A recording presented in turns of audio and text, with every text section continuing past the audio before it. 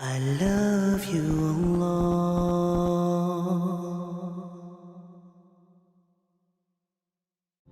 In the grave, my friends, sometimes we think that, okay, inshallah, we're not going to have so much fitna. But look at the description of the people, of the angels that will come to us and ask us questions in the grave. The hadith in Sunan Tirmidhi mentioned that the two angels that will come, and the hadith mentioned that their voices are like thunder. And they're completely black, and their eyes are like lightning, and in one hadith, either the eyes are blue, or in another hadith, their eyes are red. And when they blink their eyes, it's lightning. And the voice is like thunder. And the complexion is completely black, pitch dark. And these are the two angels that will come and question you. How severe is the test going to be in the grave? Well, listen to this. Do you remember the test of the Dajjal? And so people will start leaving the religion and going and saying Dajjal is a god. Yes or no? Tremendous fitna, yes? Well, listen to this hadith in Bukhari that Rasulullah sallallahu alaihi wasallam said.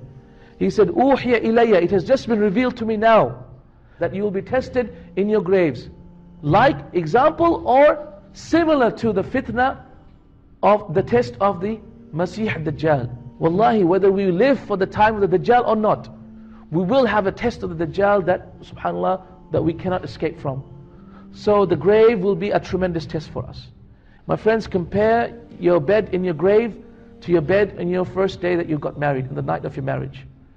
And in this time, in a couple of weeks back, I had the privilege of I was doing a series in the graveyards of the Muslims, and I was in the only Muslim graveyard in Europe, the Gardens of Peace. And I had the privilege of actually going into one of the graves. It was a freshly cut grave and it was still wet. I could hear all the bustles and sounds outside, but as soon as I went into the grave, I could hear nothing. So can you please cover the grave up? I said, I just want to see how it feels. So they put the covering top of the grave. Wallahi, I had the most amazing experience. You're building a house that is 2 stories. Wallahi, the grave is not even 2 meters. You're building a house that has 7 rooms. By Allah, the grave has only one small place that's hardly barely big enough for you to lie down. And you're building a bed that is so beautiful, you buy your furniture that is so expensive, Italian furniture, but by Allah, the bed of the earth is, wallahi, it is wet, it is murky, it is eerie, and it is completely black, pitch black. Completely pitch black. And this is your abode for Allah knows how long. Look at the people who passed away before us. Thousands of years they're still in their graves. Pass by them and think about it. My friends, truly the grave is the first status of the hereafter.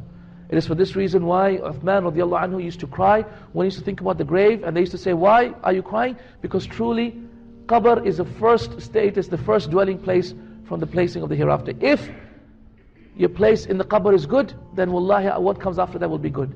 And if your place in the qabr is bad, what comes after it will be bad. Why?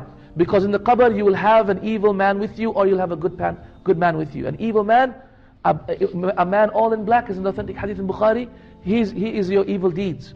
Or a man completely in white, who will be your companion in your grave, and that is your good deeds. You will also have a window in your grave that is towards your feet, and the window will be either a window from Jahannam or a window from Jannah.